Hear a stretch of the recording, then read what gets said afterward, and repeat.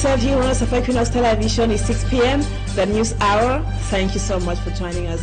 Our major stories tonight are hopes for a possible reconciliation between Honorable Jean-Michel Nichu and the SCF are finally lost somehow. The erstwhile member of the Social Democratic Front, Honorable Jean-Michel Nichu, definitely leaves the SCF. The Member of Parliament announces the creation of his party, Front pour le Changement au Cameroun. The FCC, Honorable Jean-Michel Nichu, creates the FCC political party ahead of the 2025 presidential election in Cameroon. He goes with him other former influential members of the Social Democratic Front in the likes of Carlos Ngualem.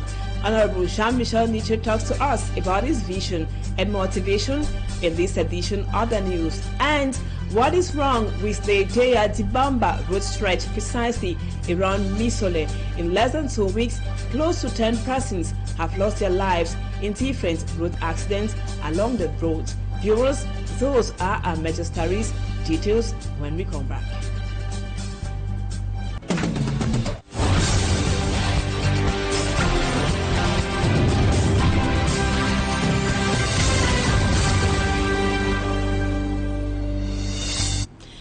Welcome back, viewers. Thank you so much for your confidence.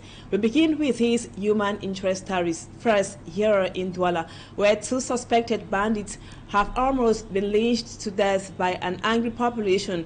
In the Ngwele neighborhood in Bunaberi in the Douala 4 subdivision, both suspects allegedly seized the bag of a lady who was standing beside the road. Residents decried a high rate of insecurity in Bunaberi while urging administrative authorities to take adequate security measures. Immaculate Fogui with the details. Map justice being administered on 2 suspected bandits in Ngwele neighborhood located in Bonaberi, Douala 4 subdivision. The 2 suspects allegedly seized a lady's handbag while they were on board a motorcycle. The attempt to escape was futile. One of the suspects claimed to be innocent and that he's just a victim of circumstance. I am a motorcycle rider. I carried this man at the Grand Nga neighborhood and he asked me to take him to Ra. I later told him I would carry another customer on the way, but he refused and promised to increase his fare. While on our way, I heard people shouting, "Thief, thief!" So I tried to see what was happening. He told me to continue driving. I had no idea he had seized a woman's purse. The population began chasing us. I am a bike rider and not a thief. Residents of Ngwele say rising insecurity is now the order of the day, with victims sometimes paying with their lives. A week ago, a security guard was killed by thieves while he was at his duty post. We are unable to sleep in Ngwele. These thieves have no conscience. They go about stealing from people. The population wish a vigilante committee be set up in their neighborhood in order to curb the high rate of insecurity. When the population began beating the suspects, I immediately informed the police, but it took hours to arrive. I was at the police station to report a case recently. My iron rods were stolen till date. I have no idea about its whereabouts. Both suspects who were almost lynched were handed over to the forces of law and order for justice to take its course. And now 4 people, among them school children, are reported dead in an accident that happened recently on the National Road number 3 linking Douala to Yaoundé, precisely around Ideya, and residents of Misole village where those accidents took place told us that the accident happened within 2 weeks. Let's now have more with Mala Glory.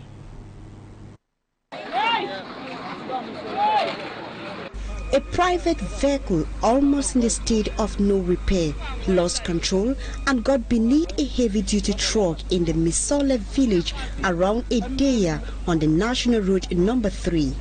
4 passengers of the private vehicle were crushed to death and many others severely wounded. The injured persons were immediately transported to the obstetric and pediatric hospital of Yassa in the town of Douala. According to locals, this is the second accident in the space of 1 week. L'accident qui s'est d'abord produit On a perdu, c'était à 7h, aux environs de 7h15. The first accident led to the death of a class 1 child and the parent that was going to see off the child at school. And this morning again, there was another accident that caused the lives of 4 people. Il y a toujours eu des pertes en vies humaines, peut-être 5 décès ou bien 4 décès, je ne sais pas trop. Locals blame the accidents on the high speed and bad state of the road. Just that vehicle owners don't slow down when driving on this road, especially when they get to this area. Les camions ne ralentissent pas. We face a lot of difficulties on this road with potholes, and secondly, the stretch is also small. Residents of Misole village plead on the authorities to construct speed brakes on the stretch and pentagonal street signs for the safety of children schooling around the area. And now over to the southwest region. Truck drivers in the Fakos division have been told not to increase the prices of sand and gravel. The call was made by the Southwest Regional Delegate for Mines, Industries and Technological Development, Silas Metongo Mutale, as he sensitized the truck drivers in Nimbe and quarry operators on the new weight bill that was initiated by the 2023 Finance Law of Cameroon. Smart Jikan Gabriel has the details.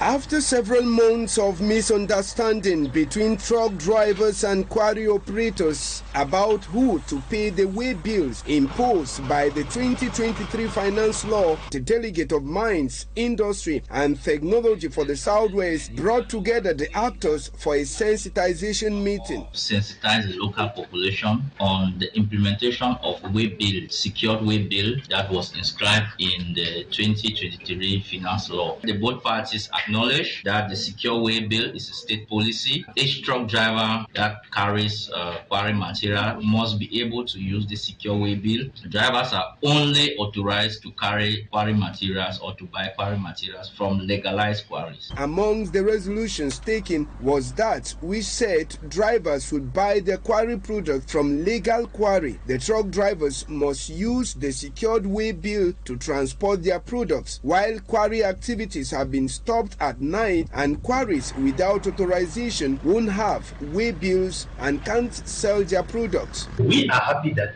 we have come to a solution, but we are still pleading if the delegate will give us just this week for us to pass the information. We initially were not against the secure way bills. Our worries were who to pay, and if we are to pay, how do we pay when we are not those experts? I'm proud to say that I'm satisfied because now we have been made to know that for every quarry that we go, you just need to pay for your materials. What's next after the meeting? We are going to generate Weibi booklets using the government portal, the platform, the finance portal, and distribute this way bill to the field for effective implementation. The gathering was an opportunity for the Regional Delegate of Mines, Industry and Technology for the Southwest to announce that prices of quarry products shouldn't be increased, no matter the situation.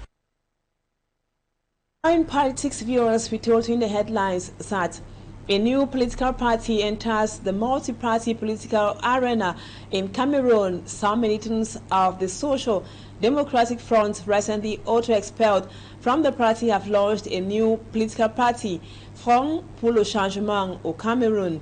The party is led by Honorable Jean-Michel Nichu. Babila Jonathan now tells us more about the innovation.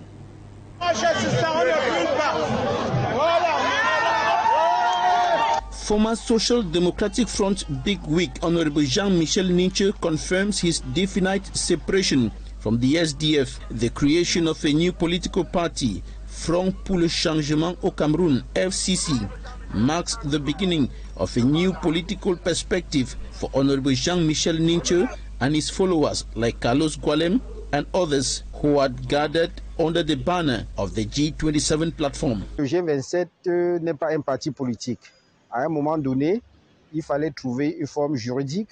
FCC member Carlos Gualem says the decision to create a party stems from the fact that there was need to establish a legal entity to continue the struggle for change in Cameroon.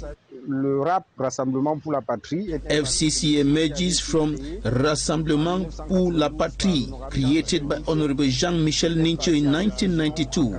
It later merged with the SDF. It is resurrected with a new name, FCC. L'objectif de créer un parti politique, c'était d'abord de garder notre identité. Carlos Gualem states that the objective of the FCC is to bring something new in the political game in Cameroon while working in collaboration with other opposition parties. Parce que l'objectif du FCC, c'est de travailler dans le cadre de l'union de l'opposition. The party believes in the unity of the opposition as the only way to overcome the Cameroon People's Democratic Movement (CPDM) mechanism and take over power, the helm of the state. Si le professeur Maurice Kamto est bien placé pour gagner l'élection présidentielle, le FCC ne serait pas opposé à soutenir sa candidature. The party is ready to support the candidacy of Cameroon Renaissance Movement (CRM) National President Professor Maurice Kamto in the 2025 presidential election. And now in other news, the Cameroon Chamber of Commerce has taken a milestone in the provision of solutions to the problems surrounding the implementation of the import substitution policy of the government of Cameroon. Amidst challenges like the lack of technical know-how and finances, the Chamber of Commerce is presenting the economic opportunities of Cameroon to foreign investors. This is in the course of an international forum that opens today in Douala under the auspices of the Minister for Mines, Industries and Technological Development. For me, Armstrong Sander reports. The Cameroonian government has been working since 2021 to implement the import substitution policy, which entails replacing the nation's import with locally produced goods and services, in addition to capturing high potential markets. In 2021, the government started identifying local products that will now be prioritized in public procurement in order to reduce export and gradually reorient its consumption behavior. Unfortunately, these objectives and policy implementation is faced with a host of obstacles ranging from technological know-how, financial resources and other resources which are all needed to boost local production. It is on the heels of the above challenges and within the necessity to provide practical responses that the Cameroon Chamber of Commerce is organizing the 4th edition of the International Investors Forum in the city of Douala. To get relationship between the investor coming from Cameroon, coming from abroad, and also the financement, international and national financement. That is the main mission that we have to do with that. Chaired by the Minister of Mines, Industries and Technological Development, Minister Fukalistos Gentry, the two-day forum in Bonanjo Douala showcases a wide variety of agricultural produce transformed in Cameroon. The import substitution policy was decided by the Cameroonian government in a context where, according to the Ministry of Finance, in the first quarter of 2020 alone, Cameroon spent CFA 190.6 billion to import some 1,089,800 tons of goods that are produced locally. And now we talk health. Conjunctivitis is caused by allergies or a bacterial or viral infection. Conjunctivitis is common, especially during the dry season. Ophthalmologists say the washing of hands and protecting eyes from dust particles can help reduce the infection. Our reporter Lucille Yengu Esia spoke with an ophthalmic nurse for Abdurrahmani on how we can prevent this infection, which is very contagious. Her report. Pink eye or conjunctivitis is an inflammation of the transparent membrane that lines the eyelid and the eyeball. For Abdurrahman, an ophthalmic nurse, says it is caused by viral infection. Conjunctiva is this part of the eye that we are seeing, the front part of the eyes that is between the eyeball and the eyelids. So when they are inflamed, when it's attacked by either bacteria, virus or allergy, I call it conjunctivitis. We see from redness of the eye, your eyes, they are red, they are swollen, they are itching. There are three main types of conjunctivitis, namely the viral, bacterial, and allergic conjunctivitis. The allergic conjunctivitis is mostly common during the dry season. During the dry season, like now, this is the season for conjunctivitis because we are sort of transition from the rainy to the dry season. We have a lot of dust particles circulating in the air. These dust particles, they are infected, or there may be some sort of allergy to us. The inflammation of the conjunctiva, which causes a pink eye, can be contagious. Exactly. They have to stay home because you contaminate somebody very fast through the mucus secretion from your eyes, the tears from the eyes. If you touch your eyes and you touch something or you touch somebody, you contaminate the person easily. That's why teachers will ask children to stay at home because children will play around. Ophthalmologists advise people who are contaminated to avoid using traditional methods. We usually say in the quarter that we use salt or lemon, breast milk. No, we shouldn't put breast milk in the eyes. Breast milk is sweet. Bacteria would like to visit what is sweet. So if you're putting breast milk in your eyes, you are again attracting more bacteria. To avoid hand-to-eye contact and wash their hands regularly.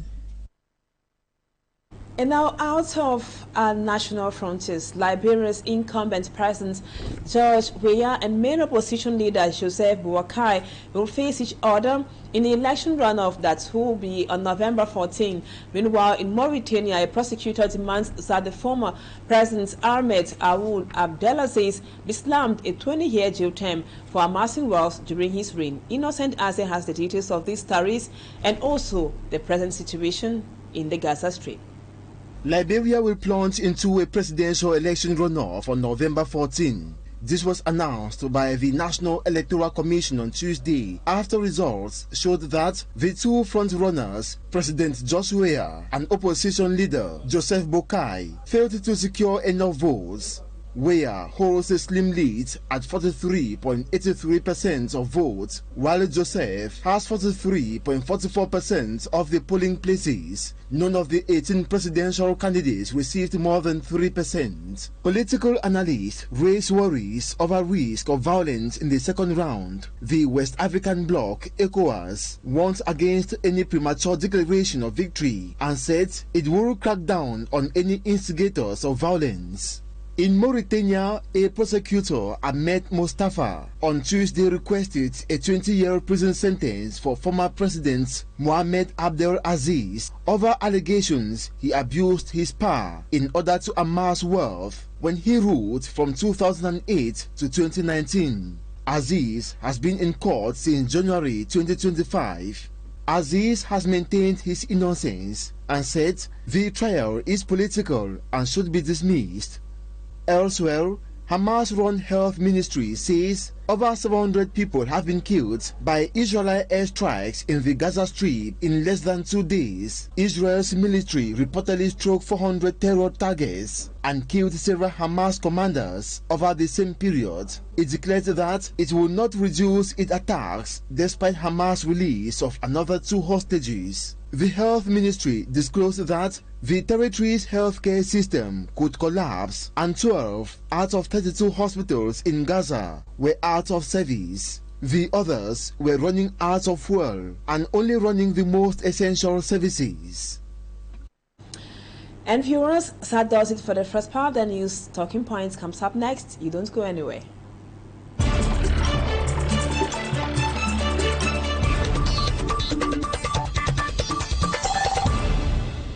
Tonight is Roland Zifor. You are of the civil society and also a cognitive analyst. Roland, thank you so much for accepting to be our guest on Talking Point tonight. Now, we know that the government of Cameroon decided some time ago to secure schools in the northwest and southwest regions. Since the announcement was made, nothing has been done, or very little is being done in securing schools in the two English-speaking regions of Cameroon, letting kids go to school at the risk of their lives. We know what happened at the Mother Francisca Primary School in Kumba that was some 3 years ago. Now, the state has the responsibility of protecting school children, especially in the warring areas, which we already know. Roland, why is that not done according to you? Is it negligence or insufficient police officers to do the job?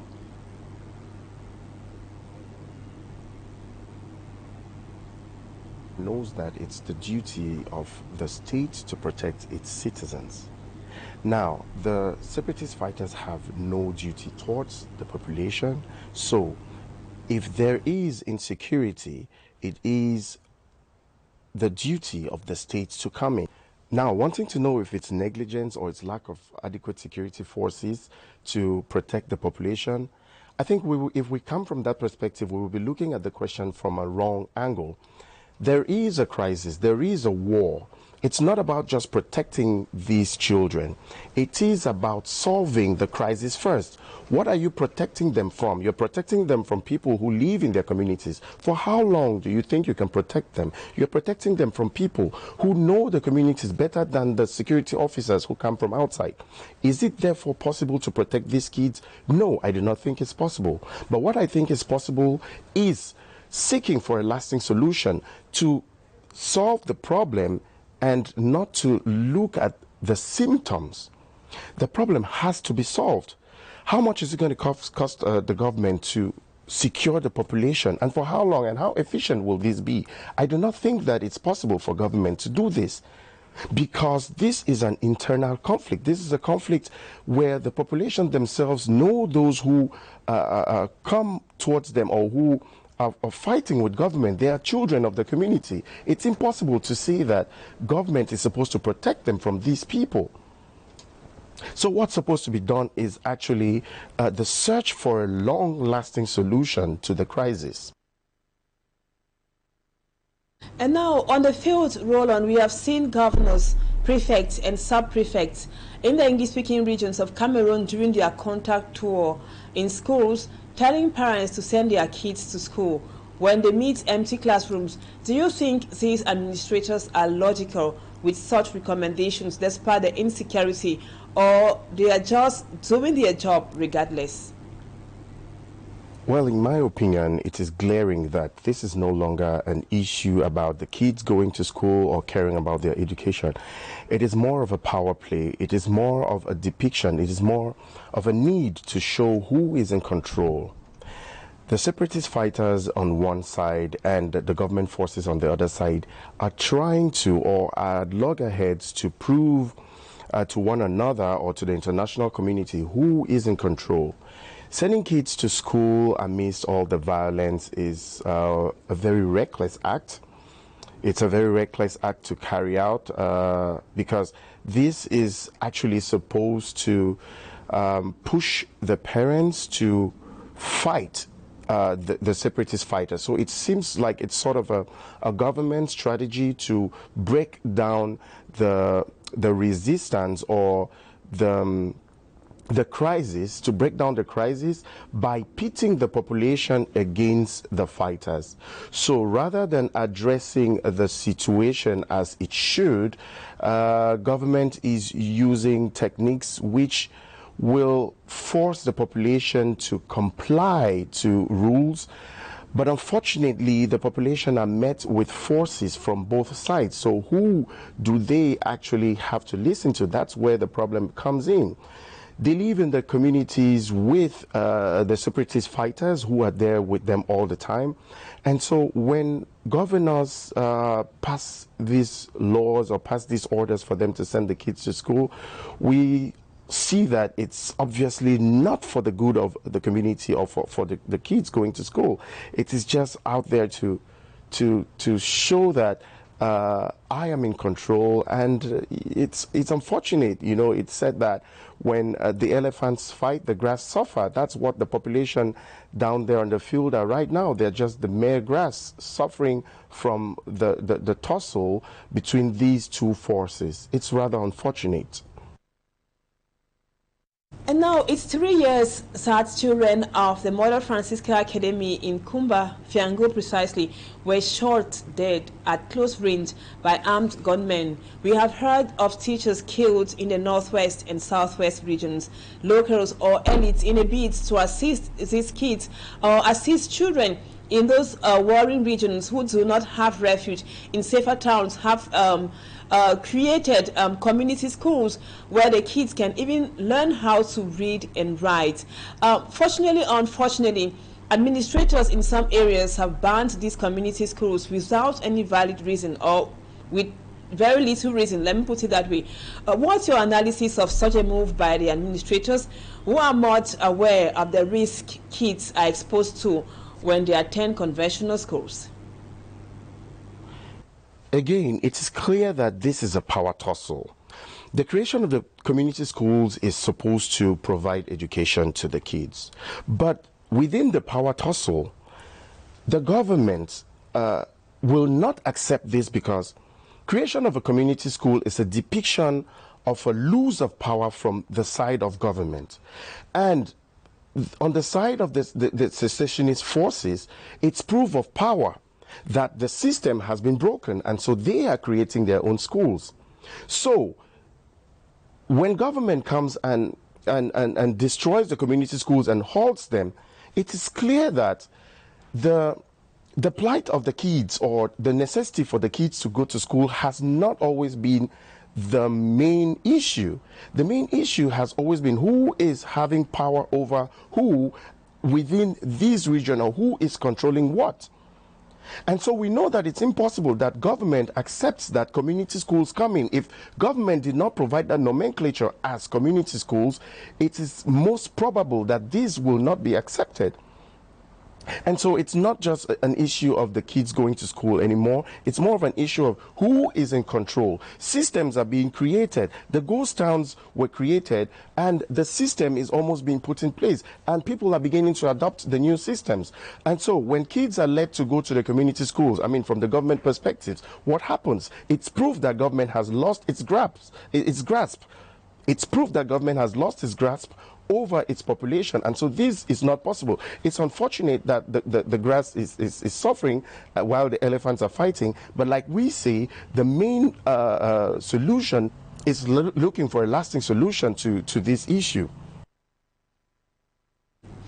And now, Roland, my very last question before we go. As a civil society actor, this question might sound redundant, but we must continue asking until we get a concrete solution. What, according to you, is a way out of the Anglophone crisis, which is now a full-blown war and has led to enormous frustration, desperation, sufferings, trauma, not to talk of deaths of those who lived and are still living in the northwest region and southwest regions of Cameroon? Now, to look for a lasting solution to this issue, we must acknowledge the existence of the problem, and we must understand and define what the problem is. I would like to borrow from one of the most prominent administrators I believe Cameroon has had. He is a former governor of the Southwest region and of the Northwest region. This is David Abouem Achoyi, who in 2016, December 31st, 2016, stated, I quote, "Le problème anglophone pourra devenir le nouveau Boko Haram." And within this interview, he stated 6 factors which are the cause to the Anglophone crisis. The 6 factors were: 1, the hyper-centralized state; 2, transfer of decision-making centers to Yaoundé, far from the population and their problems; 3, failure of decision makers to equitably involve different cultures and traditions; 4, failure to keep promises made during the referendum; 5, change of name from the United Republic of Cameroon to La République du Cameroun; and 6, the non-respect of the 2 official language as being of equal status. Now, those are the 6 main causes as cited by a former governor of the Northwest and the Southwest region, who is also part of the current bilingualism commission seeking a lasting solution to this crisis. So if he states these issues, it is important that government acknowledges this problem in the first place, and now that it has blown into a full-fledged war, what then becomes the solution? The solution becomes a genuine dialogue. And a genuine dialogue means that the factions that are involved within these crises have to come together to discuss these issues. And who are the factions? The factions are: 1, every secessionist movement, I mean everyone; 2, the international community; 3, media and international media; 4, members of the general public. All these have to come together to discuss. It's a nation, to discuss and to seek a lasting solution. So the first, the take home here is that there is a necessity to, first of all, acknowledge that there is a problem. There is a necessity to define the problem. And there is a necessity then to identify the different actors to come together, to discuss together, and to seek a lasting solution to the problem. Thank you so much, Ndifo Roland, for accepting to be our guest on Talking Point tonight, and hope to have you some other time. Hopefully, the Anglophone, the solution, concrete solution to the Anglophone crisis be sought and soonest. Viewers, thank you so much for always being there. Don't go away. Our programs continue. Equinoxe Soir at 7 p.m. The news in the French language at 8 p.m. Stay with us on Equinoxe Television. Bye-bye for now.